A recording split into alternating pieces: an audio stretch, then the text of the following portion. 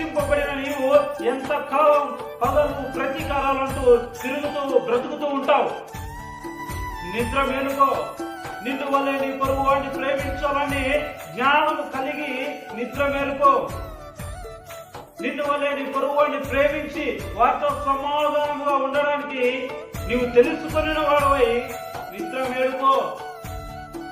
నశించిపోతున్న అనేక ఆత్మల నిమిత్తమై ఎలుగెత్తి ఏడ్చి ప్రార్థన చేయడానికి నిద్ర మేలుకో. సమయం సమీపించి ఉంది. నీ మీద భారం కలిగి ఉన్నావు నువ్వు. ఎందుకో తెలుసా? నశించిపోతున్న ఏ ఆత్మ కూడా నిత్య నరకానికి వెళ్ళడం దేవుని చిత్తం కాదండి. ఈ వాక్యం వింటున్నావు ఓ సేవకుడా, ఓ దేవుని సంఘమా, దేవుని ప్రజలారా, దేవుని జనాంగమా, దేవుని సంఘమా,